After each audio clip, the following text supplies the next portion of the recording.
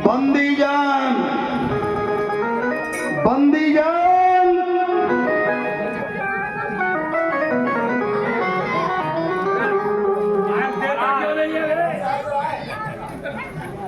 विधेयराज जनक से कह दो 4 वेद 6 शास्त्र 18 पुराण का ज्ञाता लंकापति राजा रावण, जिसके डर से सुर नर मुनि लोकपाल थर्राते हैं, व्याकुल होते हैं, घबराते हैं। यदि मेरा नाम दशानन सुन पाते हैं, वही सिंहपुर पर खड़ा है। जाओ कह दो। महाराज जी ऐसा क्या? महाराज अपने सिंहपुर पर लंकापति आ चुके हैं। क्या कहा लंकेश आए मुख्य मिथिला द्वार पर?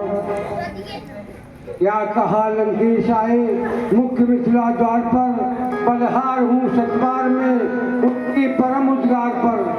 चलकर मिले स्वागत करे, सिद्धि गौरव गान है। पंडित प्रकांड गुणक अनुपम धर्मवीर महान है।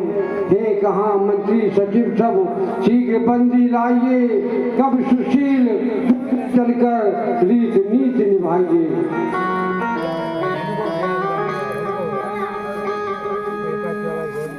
बंधु लंकेश जय शंकर की। सीरत की मधुर आवाज सुन के ये कानों में अग्नि के झंझापट चल रहे थे, उनमें वर्षा रूपी शांत आवाज कैसी। श्रेष्ठ यौगिक क्रियाओं में पारंगत विधेयराज जनक जय शंकर, जय शंकर। विधेयराज जनक ये चकाचौंध कैसी, क्या बात है? ए हो महाराज,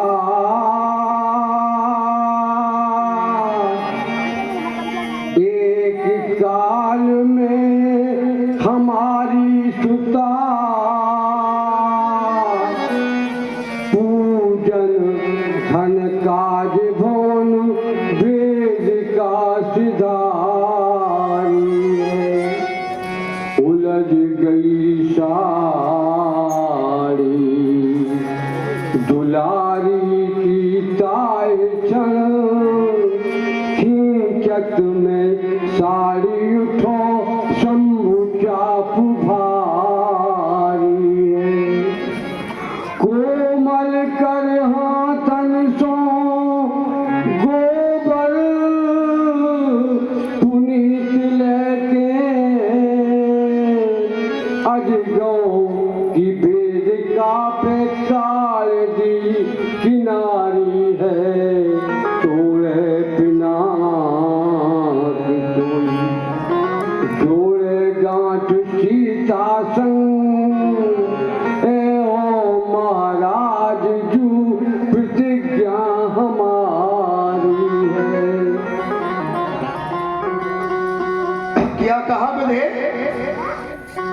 कि जो तोड़े शिवचाप ये प्रतिज्ञा तुम्हारी है? ऐसा क्यों?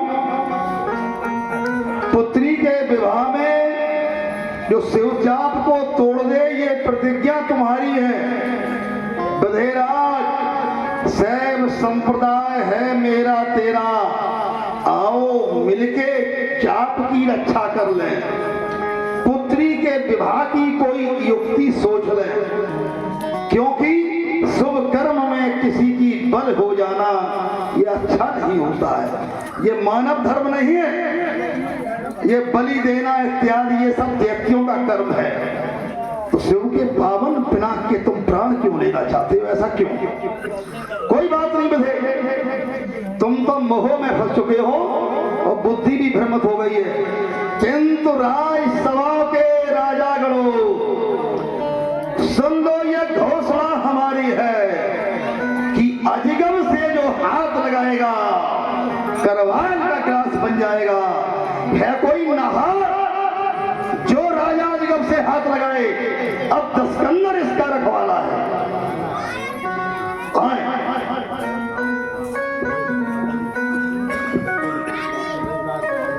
मिथिला समाज में लंकाधिपति श्री रावण जी का शुभागमन, तत्पश्चात समाज में श्री रावण जी का उद्बोधन में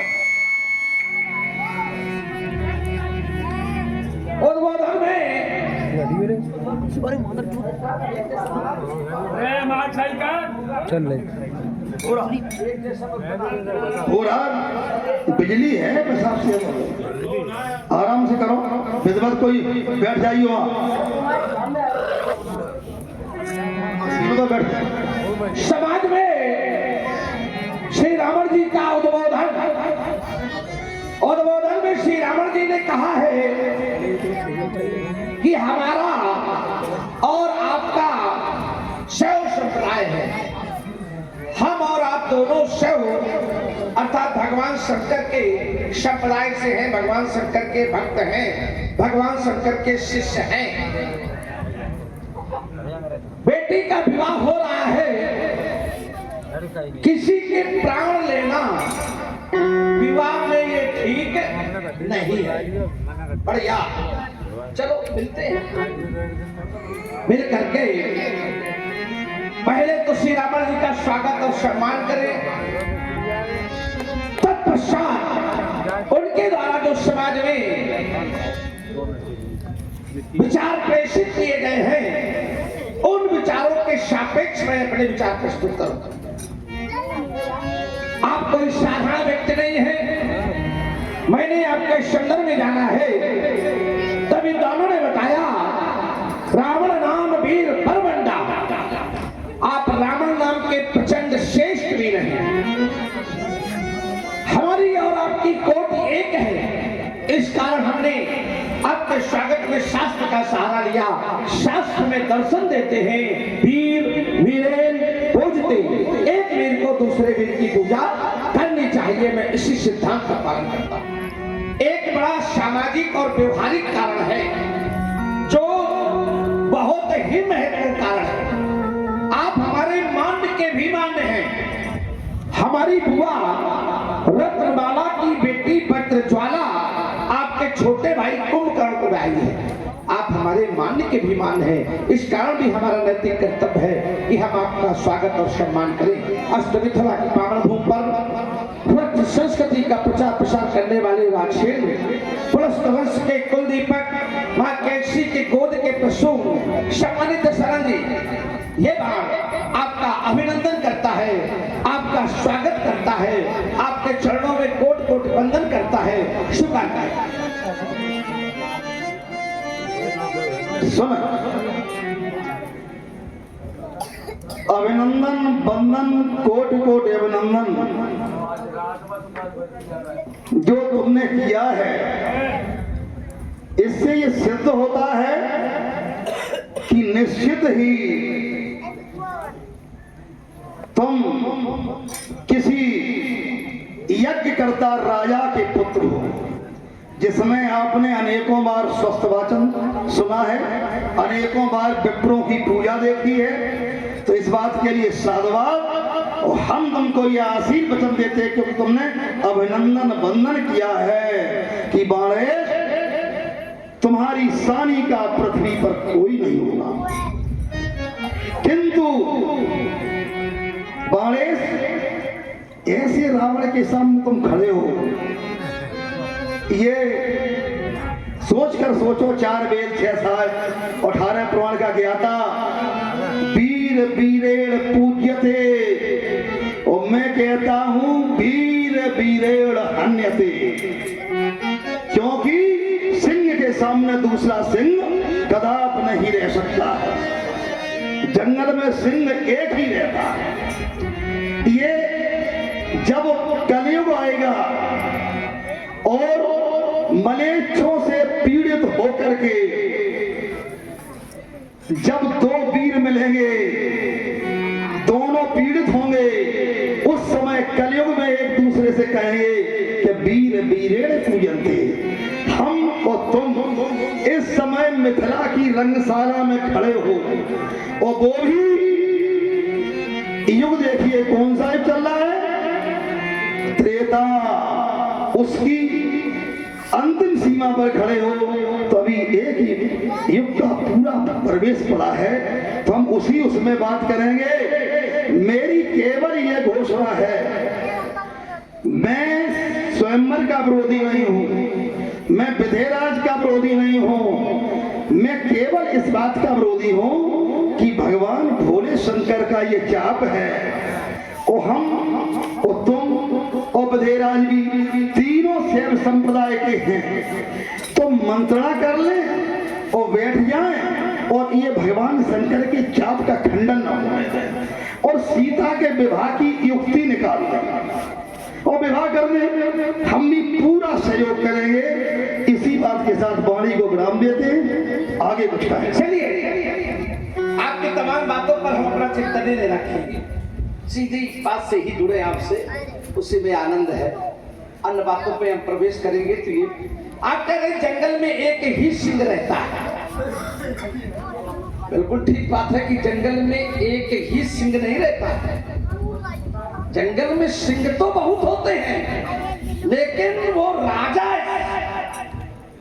पशुओं का राजा एक ही होता है।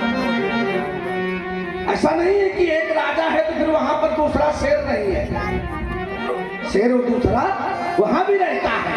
हाँ, ये है उन सबका वो नेतृत्व करता होता है। यद्यपि ईमानदारी से देखा जाए तो सब अपनी संप्रदाय का भी वो नेतृत्व नहीं करता, अपनी संप्रदाय का भी वो नेतृत्व नहीं करता है, क्योंकि जब उसे अपने उदर की पूर्ति की आवश्यकता होती है तो वो अपने संप्रदाय के ही पशुओं की वो हत्या करके अपना भोजन प्राप्त करता है। अब आइए, आपने कहा कि एक ही सिंह, और ये बात में बिल्कुल आपके चरित्र से जोड़ रहा हूं। आप हैं राजा सिंहों में, पशुओं में आप राजा हैं, अर्थात ये कहने की बन के एकमात्र आप राजा हैं।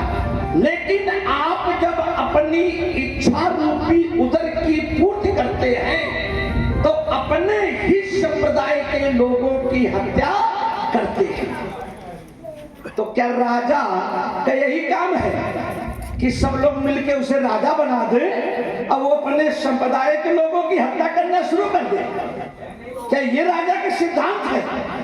ये राजा का सिद्धांत नहीं है, क्योंकि राजा का सिद्धांत है कि प्रजा की रक्षा करे। लेकिन आप राजा तो हैं, लेकिन प्रजा के रक्षक नहीं हैं, बल्कि प्रजा के भक्षक हैं। तो कैसे हैं? तो बताया गया, जय जय देश धैन तुझ पावे, नगर गांव पुर आग लगावे। जहां जहां भी आप ब्राह्मण पा जाते हैं, ब्राह्मण अर्थात आपके संप्रदाय के, आपके समुदाय के, आप उत्तम कुल कुलस्थ के नाती हैं, ब्राह्मण वंश से आप आए हैं, ब्राह्मण वंश के हैं, लेकिन आप सता किसको रहे? ब्राह्मणों को। सता किसको रहे? ब्राह्मणों को। इतना ही नहीं, जिस जंगल के आप राजा हैं, जिस वन के आप राजा हैं, उस वन में आप कर क्या रहे हैं? तो कर रहे बाढ़े खलबो चोर जुआरा, छे लंपट परिदन परदारा। आप अपनी ही समाज में चोर बढ़ा रहे हैं, जुआरी बढ़ा रहे हैं, लंपट परिदन परदारा माने पराई स्त्रियों पर कुदस डालने वालों को भी बढ़ा रहे हैं। हमें थोड़ी बात ये कम समझ में आई कि आप राजा हैं तो फिर रक्षक क्यों नहीं है, आप भक्षक क्यों हैं? अब आइए, आपने कहा कोई एक युक्ति निकाली जाए। युक्ति निकाल ली जाए कि धनुष न टूटे और सीता का विवाह हो जाए। हम राजा जनक के विरोधी नहीं हैं, हम विवाह के भी विरोधी नहीं हैं, लेकिन अब युक्ति कैसे निकाली जाए? अब तो एक क्षत्रिय का प्रण, और जब क्षत्रिय का प्रण, तो अब ये कह दिया जाए उस क्षत्रिय से कि नहीं, तुम अपने प्रण को वापस कर लो, तो मैं समझता हूं कि इससे बड़ा अपमान एक क्षत्रिय का दूसरा नहीं हो सकता है। हमारे और आपके बीच में अब ये महत्वपूर्ण नहीं है कि धनुष टूट रहा है, अब हमारे आपके बीच में ये महत्वपूर्ण है कि एक हमारे गुरु भाई का स्वाभिमान दांव पर लगा हुआ है और हम उसके स्वाभिमान की रक्षा कर ले। और मैं ऐसा विचार करता हूं कि अगर एक सहयोगी, एक भाई, एक संप्रदाय का व्यक्ति केवल अपने संप्रदाय के व्यक्ति की स्वाभिमान की रक्षा कर ले और उसके बदले कुछ भी करना पड़ जाए, तो इससे बढ़कर के संसार में कोई दूसरा अच्छा कार्य नहीं हो सकता है। तो जो आपके द्वारा कहा जा रहा है कि युक्ति, चलिए हम आपसे थोड़ी युक्ति पूछ ले, वो कौन सी युक्ति निकाली जाए? श्री राम। पहले बिंदवार प्रश्नों का उत्तर। तुमने कहा कि एक क्षत्रिय प्रण से वंचित नहीं हो सकता, हट नहीं सकता है। यही तो कारण है हम सिद्ध करके देते हैं कि जब कोई परिस्थिति ऐसी फंस जाए तो प्रण महत्व नहीं रखता है, कर्म महत्व रखता है। सुने, जब विधेयराज जनक ने 11 माह 29 दिन पहले प्रण किया था, उस समय प्रण किया था, उन्होंने कहा था कि मेरी पुत्री धनुष के पास लीप रही थी, एक हाथ में धनुष उठा लिया, बाएं हाथ से लीप दिया। तो मैंने प्रतिज्ञा की कि जो इस धनुष को उठा करके प्रत्यंचा चढ़ा देगा उसके साथ शादी कर देंगे। यही थी, सारा संसार मेरे अनुशासन में है, मुझे कोई मतलब नहीं था। 11 महीने 29 दिन में बिल्कुल नहीं आया, क्योंकि ना मेरे लिए निमंत्रण था ना तुम्हारे लिए निमंत्रण था। यह बिल्कुल सत्य है। जब आज विधेयराज ने प्रण को पलटा और प्रण बदला, तो मैंने सोचा ये प्रण बदलता है तो इसे राय दे दे, पुनः बदल दे। आज उसने प्रण लिया कि सोई पुरारी को दंड कठोरा, राज समाज आज यही तोड़ा, तीनों भुवन जय वैदेही। और क्या कहा उसने कि विनय विचार भराए हटा तेई, कि वो हठपूर्वक, उसका पढ़ी हठपूर्वक आज है। इस पर लिखा है कि हठपूर्वक वैदेही का विवाह कर देगा। और प्रण उसने बदल दिया। जब प्रण बदल दिया तब मैं आ जाएगा।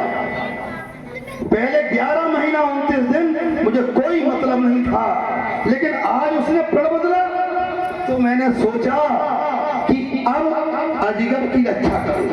पहले केवल उठाने की बात थी, उठाने के बाद प्रत्यंचा को चढ़ाने की बात थी। आज उसने प्रण बदल के कह दिया कि उसे तोड़ देगा, और तोड़ देगा तो तीनों भुवनों में विजय प्राप्त की उपाधि दे देगा और हठपूर्वक वैदेही को विवाह देगा। हठपूर्वक, ऐसे नहीं हठपूर्वक। तो क्या बाप की बापौती उसकी है कि तीनों भवन का वो दे देगा? अरे विश्वविजित है ये रावण, ये तुमको मालूम है क्या? भोज वाले विश्व विजित कर राघव को न स्वतंत्र और मंडली के मन रावण राज कतना मंत्र। ऐसा उसने प्रण लिया। हमारा यह भी कहा है कि तीनों भवन का विजेता उसे आज ही घोषित कर देगा। जब तक विश्व विजेता खड़ा है, उसे हराया नहीं, तब तक कैसे घोषित कर देगा? मैं इसलिए समझाने आया हूं और दूसरा कोई काम नहीं। चलिए, बढ़िया, साधुवाद। श्री रमण जी, आपने जो चिंतन प्रस्तुत किया है, और ये चिंतन बड़े महत्वपूर्ण ग्रंथ का है। इतने भले वो सूक्त के माध्यम से नहीं प्रस्तुत हुआ है, लेकिन वो वक्तव्य के माध्यम से प्रस्तुत हुआ है। साधुवाद इसके लिए आपको। और वो ग्रंथ कौन सा है? तो वो है वाल्मीकि रामायण के ग्रंथ से आपने सूत्र रखा साधुवालिस के लिए। वहां पर बालिका के द्वारा धनुष को उठा लिया गया तो राजा जनक ने कहा कि मेरी बालिका वीर शुल्का है, तो अब हमें वीर शुल्क की आवश्यकता है, माने वीर। प्रश्न खड़ा हुआ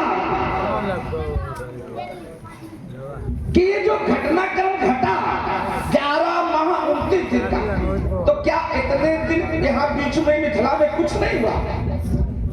तो उसी ग्रंथ में वर्णन मिलता है कि सुधनुआ के नेतृत्व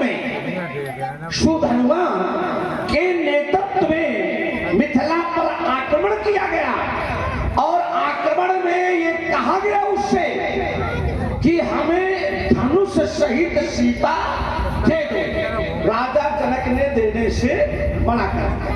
उन्होंने कहा कि ये संभव नहीं है, क्योंकि मैंने निर्णय लिया है कि जो मेरे निर्णय को पूरा करेगा मैं उसे ही अपनी कन्या दूंगा। युद्ध हुआ। एक समय आया कि राजा जनक की संपूर्ण सेना पराजित हो गई। भगवान शंकर की कृपा से उन्होंने तपस्या की, आराधना की, उनकी कृपा से फिर एक बार सेना का पुनर्निर्माण हुआ और उस युद्ध में सुधनुआ मारा गया और सुधनुआ की शेष सेना वापस चली गई। अब ये जो युद्ध हुआ था, ये युद्ध होने में ही 11 माह लग गए। इस बहुत कम दिन युद्ध नहीं हुआ, 11 माह युद्ध हुआ। इसी कारण ये बात आ गई निकल के 11 माह 29 दिन हो चुके हैं। ये विषय है। अब आइए, आपने कहा कि राजा जनक ने प्रण को बदल दिया है। राजा जनक ने बदला नहीं है। वहां पर एक चिंतन और मिलता है दूसरे ग्रंथ में। क्या मिलता है कि एक समय बालिका इस धनुष के पास कीड़ा कर रही थी। कीड़ा माने खेल रही थी। बालिका की चुनरी इस धनुष से फंस गई और ये धनुष चक्राकार घूम गया। जब भगवान शंकर का धनुष घूम गया, इस दृश्य से जब राजा जनक को अवगत कराया गया तो राजा जनक बहुत व्यथित हुए कि हमारे भगवान शंकर का ये धनुष है जो 16 पीढ़ी से हमारे वंश में पूजा जा रहा है, जिसकी हम पूजा कर रहे हैं, पूज नहीं रहा है। आज मेरी बालिका के खेल खेल में ये धनुष चक्राकार घूम गया है। राजा जनक व्यथित हुए, परेशान हुए। रात में अपनी भार्या सुनैना के साथ विचलित होकर के चिंता में युक्त थी। सहसा उनका ध्यान भगवान शंकर की ओर गया। उन्होंने योग के माध्यम से भगवान शंकर से समन्वय स्थापित किया। भगवान शंकर ने कहा कि परेशान होने की आवश्यकता नहीं है, क्योंकि ये वही समय है जिसकी प्रतीक्षा पूरा विश्व कर रहा। वहां उन्होंने कहा, मोर चाप तो ग्रेध हो पूजत जही कर ने तासु यज्ञ भंग कर पाओ योग सुझे। मेरा धनुष तो तुम्हारे घर में रखा हुआ है, उसको भंग करा करके तुम अपनी बेटी के योग सुयोग वर को प्राप्त करो। आप कहते हैं कि राजा जनक ने विचार बदल दिए, हम कहते हैं कि राजा जनक ने भगवान शंकर के कथना अनुसार ही धनुष उड़ाने का निर्णय ले लिया है। अब रावण जी, एक हमारा निवेदन है आपसे। निवेदन ये है कि चलिए मान ले थोड़ी देर के लिए मान ले कि धनुष भगवान शंकर का तोड़वाया जा रहा है, अंकित हो रहा है, तो अब महत्वपूर्ण धनुष है कि बेटी का विवाह महत्वपूर्ण है। क्योंकि रहा विवाह चाप आधीना, क्योंकि अब तो जानकी का विवाह ही चाप के अधीन है, तो अब विवाह महत्वपूर्ण है कि धनुष महत्वपूर्ण है। तो एक सामाजिक व्यक्ति यही कहेगा कि कुछ भी हो जाए, बिटिया का विवाह हो जाए, इससे महत्वपूर्ण जीवन में कुछ नहीं है। आपने कहा ये हट कर रहा है, बिना विचार बड़े हट के ही। अब आइए, ये हट शब्द जो है पर राम चिंतन दे दे, फिर मैं अपनी वाणी को विराम दूंगा और आपकी अपनी बात सुनूंगा। हट क्या है?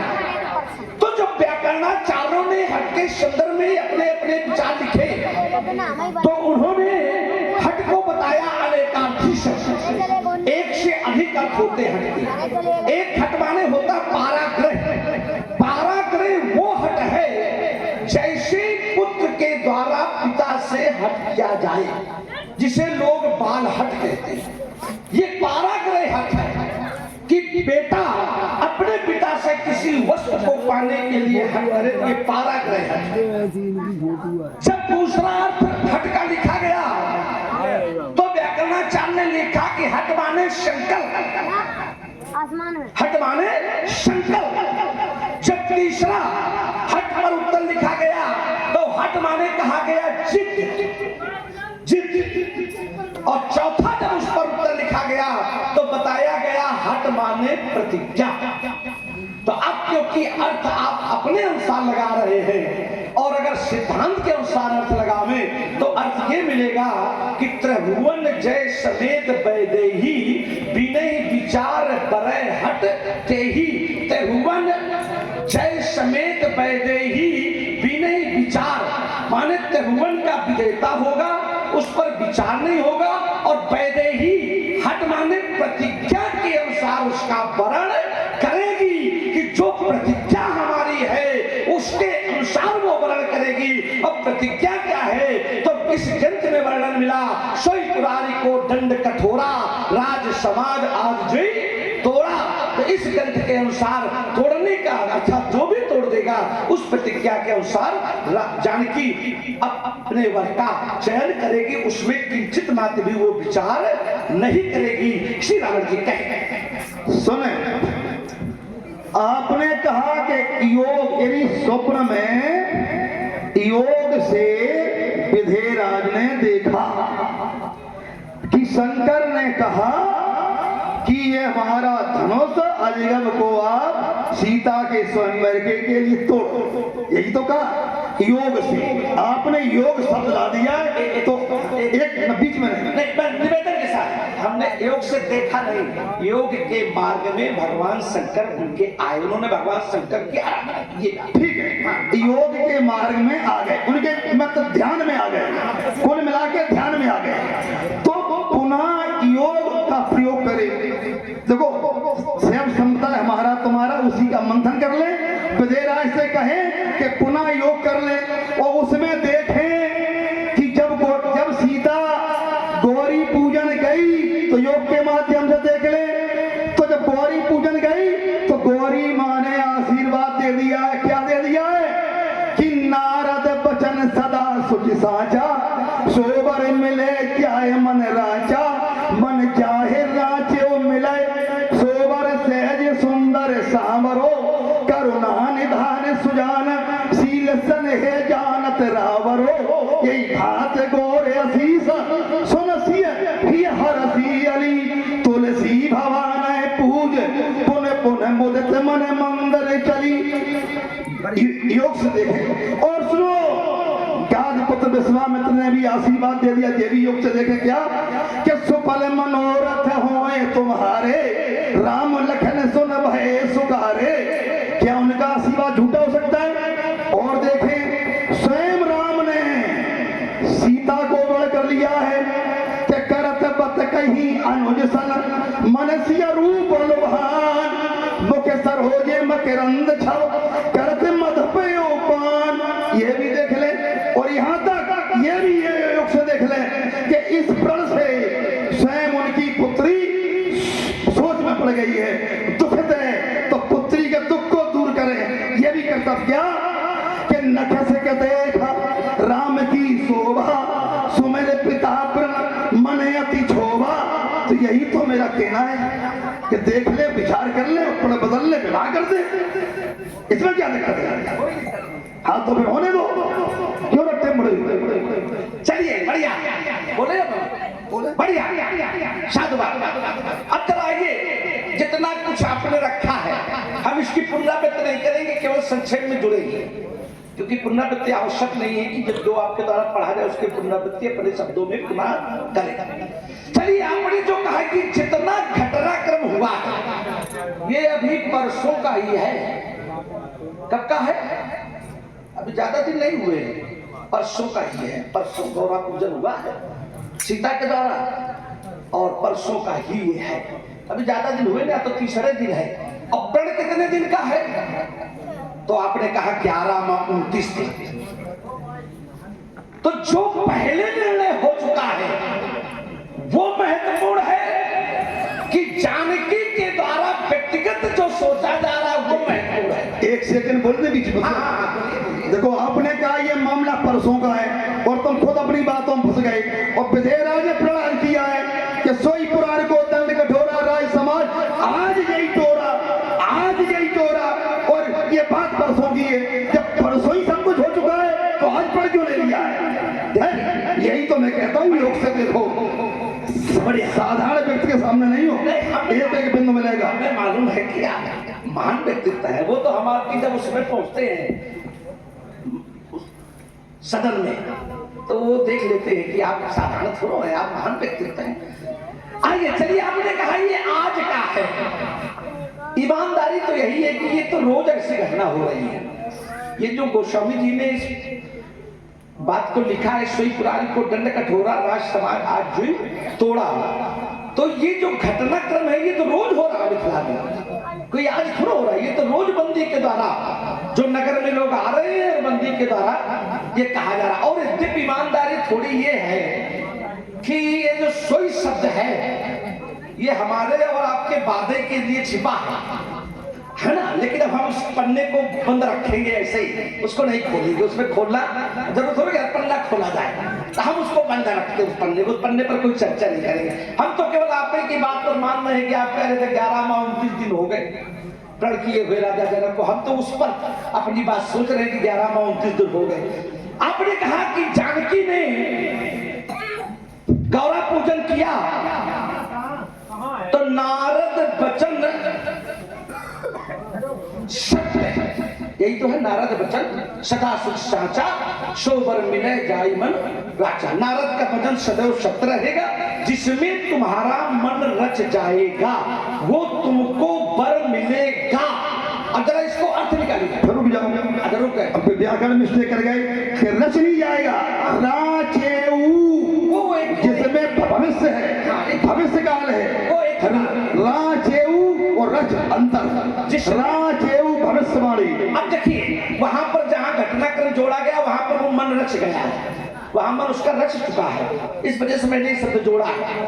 वो जो भी घटनाक्रम जैसे तुम जोड़ो उसको, जिसमें तुम्हारा मन जानकी का मन रच जाएगा, रच गया है, फिर दो बातें गया है भविष्य फिर तो वर्तमान रहा। भाई एक धरातल बना लो हमें बोलने के लिए, अगर आप भविष्य के धरातल उस पर बोले, आप वर्तमान के धरातल बनाओ तो रच गया है, रच गया है, रच गया। यही तो हम पहले कह रहे थे कि रच गया है, यही तो हमारा भी कहना था कि रच गया, तो आपने कहा भविष्य की बात है।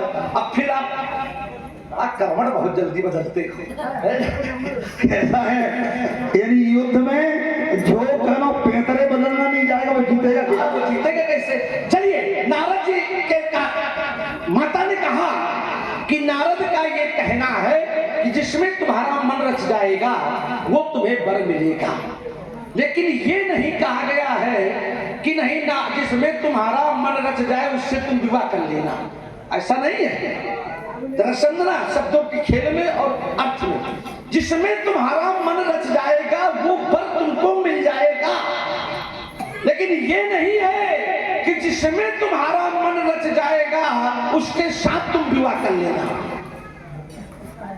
इसका अर्थ ये निकल के आ रहा है कि जिसमें जानकी का मन रचा है वो यहां पर उपस्थित भी है।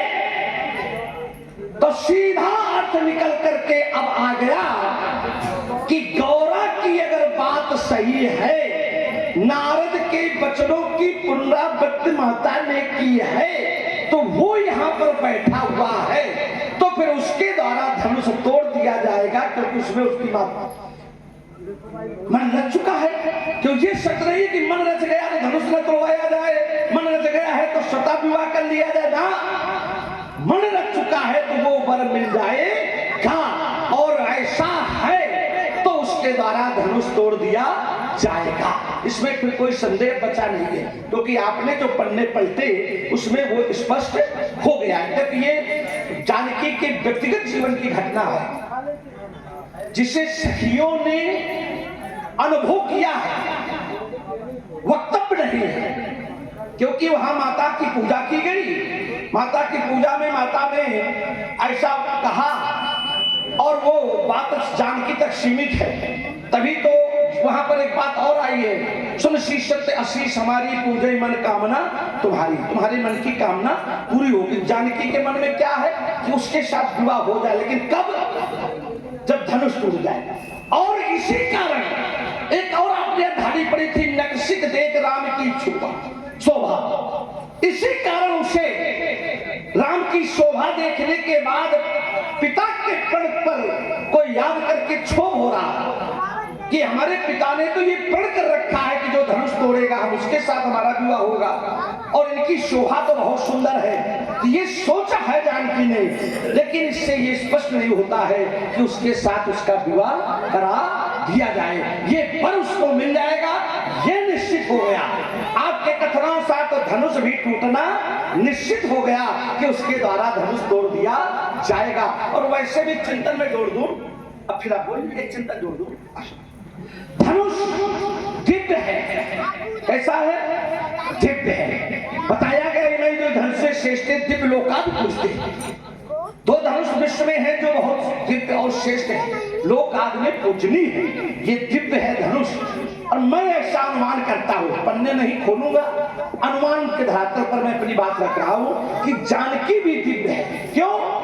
क्योंकि अब तक के इतिहास में किसी को भी पृथ्वी से कन्या नहीं मिली, तो जो पृथ्वी से कन्या उत्पन्न हुई है तो ये भी दिव्य है। धनुष भी दिव्य है, गरु है, कठोर है, तो इसका मतलब है कि तोड़ने वाला भी दिव्य ही है। जो भी धनुष तोड़ेगा वो दिव्य ही है। और अगर जिस पर उसका मन रचा है, तो जब उसके कर्तृत्व पर ध्यान जाता है तो उसके पैरों की धूल के स्पर्श से शतानंद इस मिथिला के कुल आचार की मां का उद्धार हो गया। तो ये भी दिव्यता का प्रमाण है, ये भी दिव्य है। तो एक बार फिर पुष्टि हो जाती है कि जिसमें मन रचा है उसी के द्वारा धनुष तोड़ दिया जाएगा। ऐसे संभावना का धरातल है हमारा।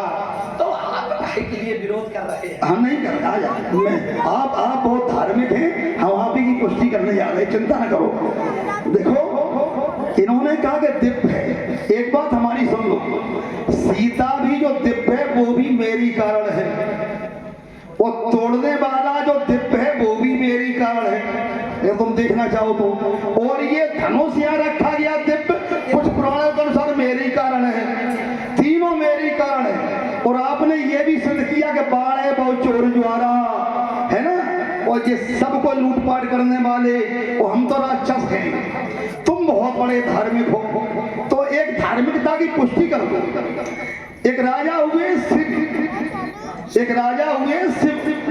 और उनको जो है क्या नाम, उनकी परीक्षा लेने के लिए एक मतलब इंद्र ने ओन्ने रूप बनाया, तो एक क्या नाम कबूतर उड़ के आया और वो राजा शिव की गोद में पड़ गया।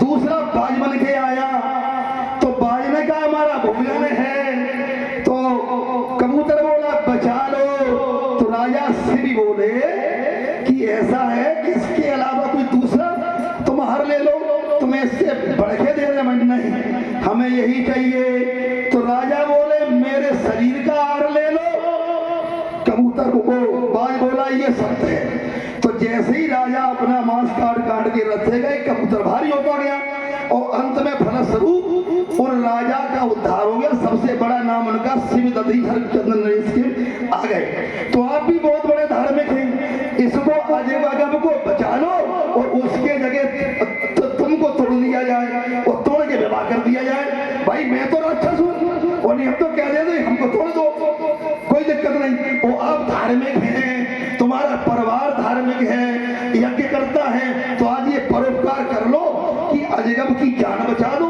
अपने बदले में अपने को तोड़वा दो, और बस हो जाने दो विवाह, कोई दिक्कत नहीं। बढ़िया, बहुत बढ़िया, क्या बढ़िया बात है। कह रहे हैं कि अजगों की जगह अपने को तोड़वा लो। अजगों की रक्षा कौन कर रहा है? अजगों की रक्षा कर रहे रावण।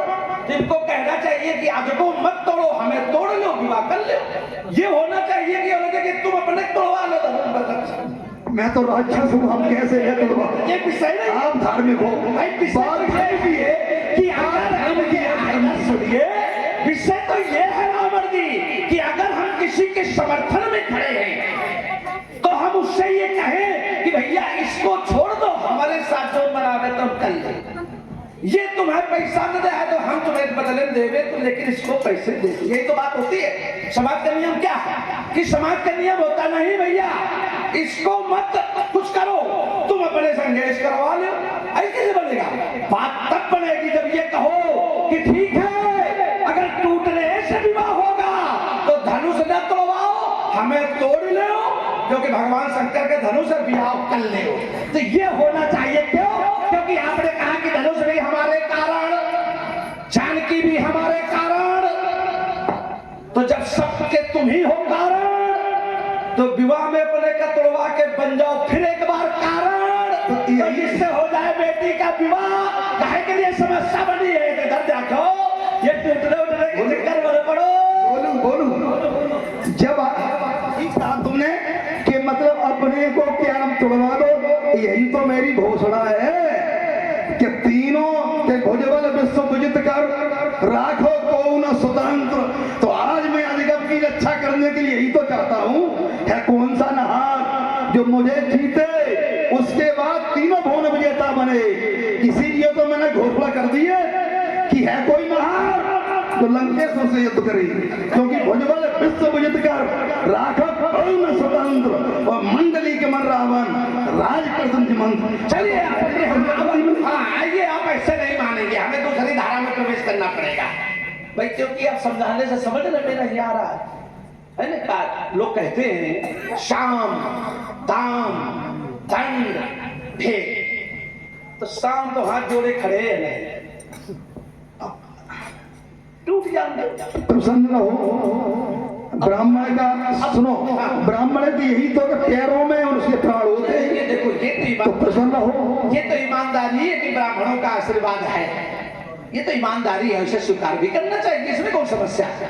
क्योंकि पृथ्वी का वो महिदेव है, पृथ्वी का देवता है, और पृथ्वी के देवता है कि अगर पूजा न की जाए, दुनिया की पूजा की जाए तो मतलब क्या है? तो पहले तो महिदेव उसकी पूजा होनी चाहिए, वो आपका आशीर्वाद हमारे साथ, फिर आप रिश्तेदार आए तो आशीर्वाद तो उसो भाई, मान्य के मान्य हो तो रिश्तेदार हो, कहीं कहीं पर नातेदार का हो जाती, जो भी बने हैं ना, तो आप वैसे भी आपका आशीर्वाद हमारे साथ है। लेकिन देखो, ये सब बातों के बाद बनेगी बात तभी बनेगी जब धनुष टूटेगा। अगर नहीं तोड़ने दोगे तो इधर सुनो, और ये मेरी घोषणा है, नहीं टूटेगा। जब तक लंका प्रत्याशियों के पास है कोई छू भी नहीं पाएगा, असंभव। तो फिर हमारी घोषणा है, शंभुक माम पे का पार हुआ और किसी वीर के द्वारा यदि कोई कार हुआ तो कर्म है मेरे अस्त्र शस्त्र, वो अन्याय भरम न पाएगा। और शौर्य को कर्म बना ये स्वयं पी जाएगा। होशियार हो जाओ तुम सावधान, अब भेद नहीं चल पाएगा। और सीता के वर के चैन है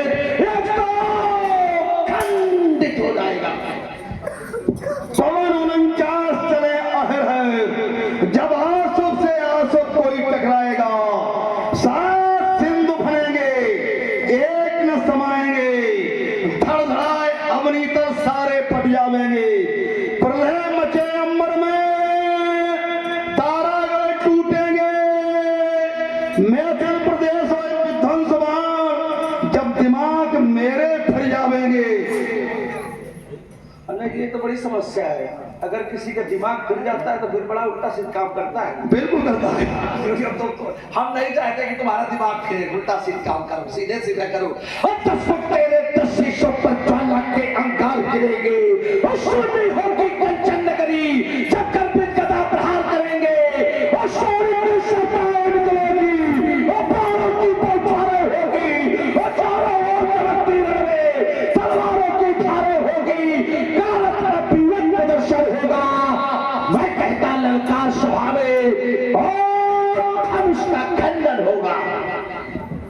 अरे आने दे बाण प्रलय के बाण, रावण सबको कोड़ेगा।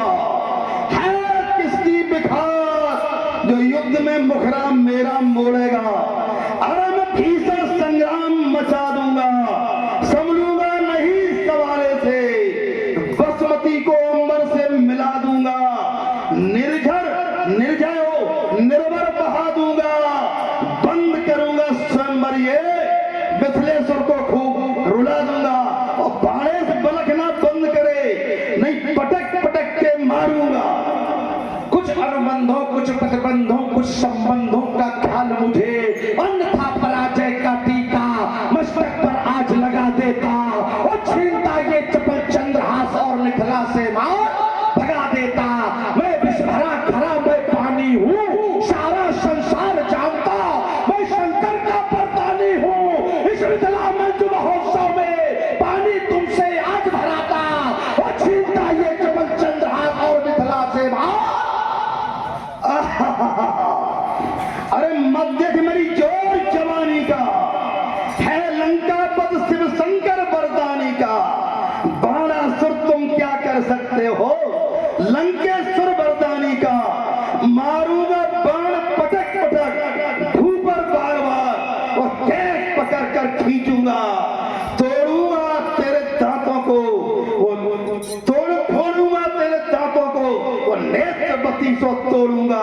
कुचलूंगा रोऊंगा ऊपर बार बार, पांव बच्चे पर रखकर फांसे ठोंकूंगा नाखूनों में। तब झाड़ू देते नहीं बनेगा लंका के पाखानों में। फिर मौत दंड तुम्हें दिवाकर करूंगा अपनी मनमानी का। मत देखे वहां लंकेश्वर वरदानी का। लोग बुलावच करो और मैं देखूं चोर जवानी का। अकेले डर लगता हो तो लंका से सेना मंगवा लो। मेघनाथ को यहाँ बुला लो, सोता कुंभकर्ण अभी जगा लो। मनमाना तुम युद्ध रचा लो, नहीं रोएगी मौत के कसी। हाय हाय मैं रही बेबसी, कुछ कर न सका मेरा बेटा। बल अंदर बल शादी का, लोग बुलावच करो और मैं देखूं चोर जवानी का। अरे जैसे हो बलवान बाण विदित सब कहानी। इंद्र ले गया था मां तो तेरी जो बल की रानी। बेटा अच्छे सुत ने बांध लिया था बाण तुमको लंका में। बंदे बंदे कर रहे थे उसका अभिनंदन। गुड़ प्रहार समझ के छुड़वाए थे तुम्हारे बंधन। उस समय भूल गए थे सरों का वर्षण। तुमने सुंदरा को लिवा करके लड़ा दिया था यहाँ मिथिलेश्वर से। वह वीर लड़ा मरा, तुम हार रहे थे लड़सड़ से।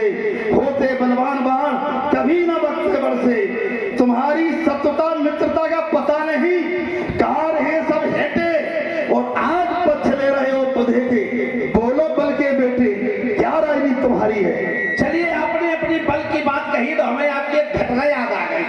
यद्यपि हम आपके साथ ये पंक्तियां पढ़ेंगे नहीं, पूरी नहीं पढ़ेंगे, एक ही पढ़ेंगे। आप जैसे व्यक्ति के साथ ठीक नहीं लगती है, अगर कोई दूसरा होता तो फिर पढ़ते, लेकिन एक पंक्ति पढ़ेंगे, एक ही पंक्ति पूरी पढ़ो मैं उसका सम का उत्तर दूंगा। चलिए नहीं, एक ही पढ़ेंगे, ज्यादा नहीं पढ़ेंगे, ज्यादा की जरूरत भी नहीं है। सप्तद्वीप में एक बार, बल की बात कर रहे हो ना। सप्तद्वीप में एक बार बुढ़िया ने पकड़े केस तुम्हार, पटका भूप पर 7 बार, तब कहाँ गया था बल तुम्हारा। तुम हमारे बल की बात कर रहे हो, जरा अपने बल का भी तो परीक्षण करो। सप्तद्वीप में एक बार बुढ़िया ने पकड़े केस तुम्हार, पटका भूप पर 7 बार, तब कहाँ गया था बल तुम्हार। तो ये सब बातें बताओ किसी और को। मैं आसार पिश करूंगा छार छार, और बाल साल से की धूल में मिलाऊंगा। का पर्दा फटाया आज शांत शेर को शांत दीने को मिलाऊंगा। और शंकर कर भी अच्छा है, एक बार मैं कम कर छकाऊंगा। याते समझाओ तुम्हें मारो, वरना तुम्हारे वंश का अंश भी न बचाऊंगा। अतल पितल सुतल तलातल रसातल पाताल लोग कांपते हैं तीरथ मेरे भुजंडों की। गगन गड़ाता है, गूंज गूंज जाता है, बनाते हैं तस्वीर सूर्य चंद्र मेरे खंडों की। युद्ध के मध्य काल करे मेरे रक्षा मंडों की। बाणासुर तेरी क्या क्षमता जो पराजित करे लंकापति, असंभव। एक निवेदन है, ओ दिग्विजय लंकाधीश, संतुलित हृदय तुम करो आज। मानव समाज में आए हो, मानवता का व्यवहार करो। जनक गुरु भाई है, इस पर भी तनिक विचार करो। तुम ज्ञानी हो, विज्ञानी हो, और वो शंकर के वरदानी, और रह गई अगर कन्या पारी तो उतर जाएगा सब पानी। कन्या को वर श्रेष्ठ मिला तो सम्मान तुम्हारा होगा, अन्यथा घोर अपमान हमारा और तुम्हारा होगा। होने दो मंगल गान, सुमधुर शहनाई बजने दो, इस मिथिला के मिथिलेश्वर को वर की पौनाई करने दो। सिंह बनो मत बाघिन, भावरे सिया की पढ़ने दो। था उठते ही लंकापति, लंका को करते प्रस्थान। सीता के संचित अरमानों पर अमृत बनो गाज। वो दिग्विजय लंकाधीशर, संतुलित हृदय तुम करो आज, संतुलित हृदय तुम करो आज। अवश्य, किंतु जब तक मैं मिथिला में रहूंगा तब तक अधिगम से हाथ कोई लगा ही नहीं पाएगा, क्योंकि कि रावण अवध सुने सकोवा देवतन तके मेर ग्रुप हुआ कि हमको देख करके योद्धा तो भागी जाते हैं, ऐसा कोई है नहीं सामना कर पाए कि रन मत में फरे जग धावा, खोज प्रतिबंध कथो न पावा, कोई है ही नहीं हमारी सानी का। तो आपकी बात का सम्मान करते हैं और हम भी प्रस्थान। यही रिश्तेदार के रिश्तेदार की बात मान ही लेना चाहिए। बोलो बोलो जय शंकर की। बोलिए जगत गुरु भगवान शंकर की। हे शिव के पिनाक तुमको अंतिम प्रणाम, हे रंभ खड़ानन के आनन, गिरिजा नयनन के नयनाभिराम। शिव के पिनाक तुमको अंतिम प्रणाम, तुमने ही राह दिखाई मम मुक्त की है मन भावन। जी चाहता है ले जाऊं चाप तुमको पावन, किंतु हर इच्छा के आगे कर विवश युद्ध मचाने को। शिव इच्छा के आगे हूँ विवश तुम्हें बचाने को। इस